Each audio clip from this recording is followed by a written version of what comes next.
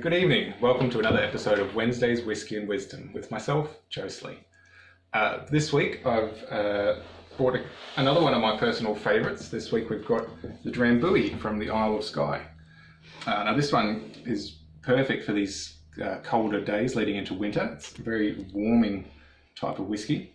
This one, it's almost more of a liqueur than a whiskey, this one. It's a blend of Scotch whiskey with spices and honey. So it's got very sweet sort of characteristics, but it is very, it's got very warming qualities to it. It's quite nice. Those herbs sort of really get into you and sort of warm your insides, warm your soul. It's really good. I really do enjoy this one in the colder months. This one I quite like. It comes from the Isle of Skye, and I quite like it because it has a bit of a story to it, a bit of a background. Now this Drambuie originated in the 1700s in the time of Bonnie Prince Charles. Now, if you know your history, Bonnie Prince Charles came back to retake Scotland from the English. Obviously, he didn't succeed, and he escaped to the Isle of Skye with some clansmen. Now, as a way of saying thank you to the clansmen for helping him escape, he gave them the recipe for his elixir, which became known as Drambuie, and is still produced on the Isle of Skye to this day. Now, Drambuie roughly translates to the drink that satisfies, and this drink definitely does satisfy. I'll give you some tasting notes here. Now, if you can, I'll bring the glass a bit closer. If you can see, I'll just swirl it around there.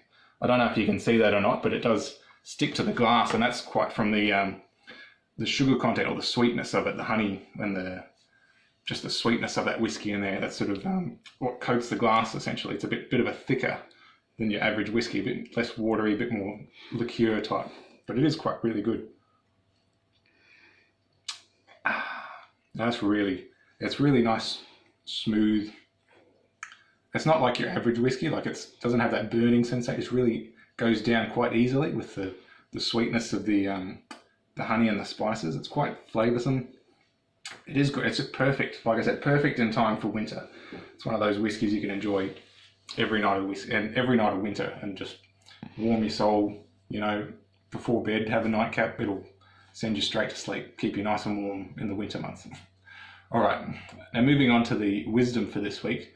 I've just finished reading this book here, The Power of Silence. This one is by Robert Cardinal Sarah and Nicholas Deer. Now this sort of goes in depth about what silence is. Like a lot of people, they kind of see me, like I do talk a lot every now and again, but a lot of people see me as being quite a quiet sort of person. And I found this book really, really informative on what silence actually means and what it is. And I sort of don't really care anymore if people think I'm a quiet person. Like I know I can talk every now and again, but I enjoy being quiet. It's good. So this book, I'll just go straight to the wisdom in here for you, so I'm not messing up with my own interpretations. So how this book came about, it's sort of, if you think about silence, like why do people, like monks or even like some Buddhists, they go and spend their entire life in silence. They make vows of silence, you know. Why do people do that? Why the search for silence? Why do we spend this time in eternal meditation or silence? You know, there's a reason for that, I think, and this book tries to explain that, and I think it does a really good job. Now, so it says here that silence is not an absence. On the contrary, it is the manifestation of a presence, the most intense of all presences. In modern society, silence has become into disrepute. This is the symptom of a serious, worrisome illness. The real questions of life are posed in silence. Our blood flows through our veins without making any noise, and we hear our heartbeats only in silence. See how nature, trees, flowers, and grass grow in silence. See the stars, the moon, and the sun, how they move in silence. That's something interesting on itself. And that sort of, it goes on here. This is from some quotes from the theologian Thomas Merton.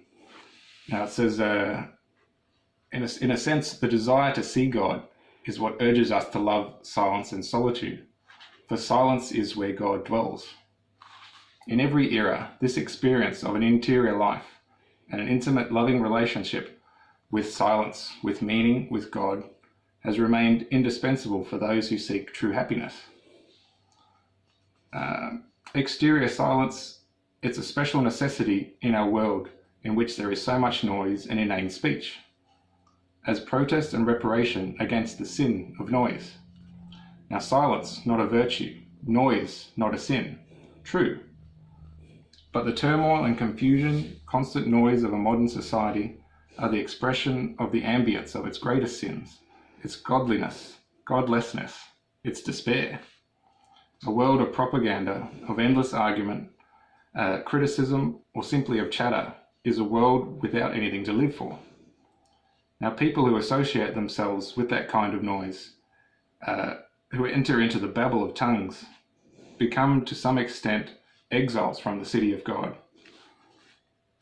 Now that's kind of the gist of the book. It sort of explains why we need to spend some time in silence. It's essentially a way of finding ourselves. You find God essentially, or your meaning to life within yourself, within your own interior silence. And I found that quite profound. Like that's only a small taste of what's in that book. You should go out. I definitely recommend you go out and get that book, read it for yourself. You will definitely find some more wisdom than what I can give you in a short couple-minute video. With that, silence is good. It's good to have a bit of silence, and I'm sure we're all finding some in these times of isolation. We are going to be getting out a bit more soon. The restrictions are going to ease, and we are going to have more time with our family and friends and people we enjoy being around. But let's not forget this time that we've had to experience the silence of our own interior lives and find our meaning and overcome our difficulties and things that have been bothering us. And of course, whiskey is good to drink on its own, on your own, in silence. You can drink as much as you like, no judgment. It's good. Anyway, until next time, have a good Wednesday, have a good whiskey. I'll see you again.